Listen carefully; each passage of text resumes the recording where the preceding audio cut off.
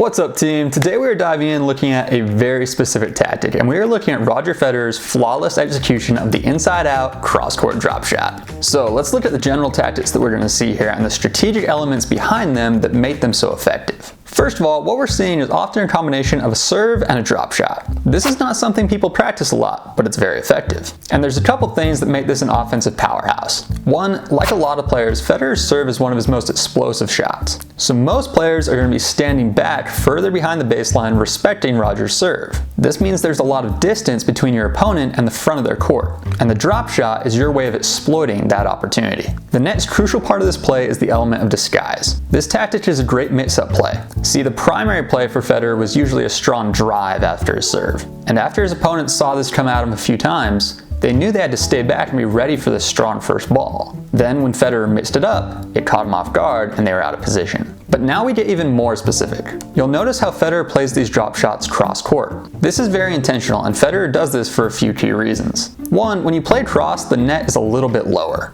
so that makes it a little bit easier and more likely for Federer to make this ball. But it also sets Federer up for the next ball in the event that his opponent gets to the shot. Let me show you what I mean. After this shot, Federer either moves in or stays in the backcourt, and either one he chooses sets up a difficult tactical position for his opponent to defend. First, let's watch him come in. When you pick a side with your drop shot and your ball stays low, your opponent is more likely to hit that ball cross court to go over the low part of the net. So in general, after hitting a drop shot like this, I would take your position and move it to cover line on the court. This signals to your opponent that they need to go cross, which is their better shot anyways. So we cover the riskier shot by putting ourselves in this position, but we are planning on covering the cross-court ball. Watch Federer do it. Notice Federer is specifically using the cross-court drop to Del Potro's backhand. This makes Del Potro run and cover the court, getting to this low ball with his backhand, and for most opponents, that's going to limit how offensive they can be. Now Fed follows it in, and he covers the line here, you can see with his body. But he is planning on covering the cross-court ball. And when Del Potro goes cross, Federer very quickly moves, covers that space, and volleys to the open court. Now, let's look at a scenario where Federer stays back after the drop. Here we see a very similar starting pattern, and we see Federer picks a side with his drop shot.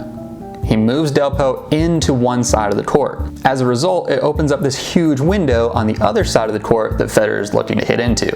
Now his drop shot stays low, and that's key because by the time Del Potro gets to it, he has to hit up on this ball, he has to get under it, push it up. This gives Federer time to set up and hit this drive through the large window on Del Potro's forehand side. So this is a great play for you to mix in if you have a strong serve and a strong forehand that keeps your opponent back in the court. If you notice that you're pushing your opponent back and they're hanging back a little deeper than usual, and this tactic will really keep your opponent on their toes, and it will prevent them from getting comfortable just hanging out in the backcourt. Because if you mix it in a few times, they'll know they have to defend the front court too. Now, if you've read my book, you know that you should be looking at this tactic as a sequence, as a pattern of shots that you can practice and bring into your own playbook. Not only that, you can bring it into your own practices and matches. If you want to practice this, start by repping tactic 3780. Here, you serve T on the deuce side, which moves your opponent into the middle of the court. They return short, and after they do, you come in and you hit an inside-out forehand to their backhand side. Rep that a few times, and once you feel comfortable there, then try a similar pattern when the return comes a little bit deeper. Tactic 3380 is a very similar pattern, except the return lands past the service line. Now, if this return lands past the service line and is hard and fast and deep and pushes you back, it's probably not the time to hit the drop shot. But if the return lands past the service line and you can still get 1 or 2 feet inside the baseline to hit this ball, the drop shot is a very viable option. This is a really good pattern to practice and get a feel for in practice, and then use it in matches on mix-ups to keep your opponent guessing. So, go ahead and take this tactic right out of Roger's playbook. Add it into your own. It worked for him, and with some practice, it'll win you some matches too. Now, if you haven't heard the news, I recently wrote the book on tennis strategy, and it was just released on Amazon. It is currently Amazon's #1 new release in the tennis category.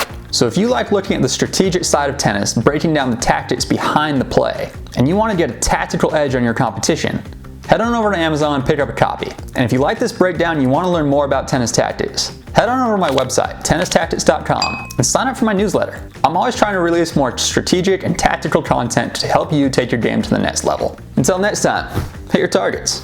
We'll talk soon.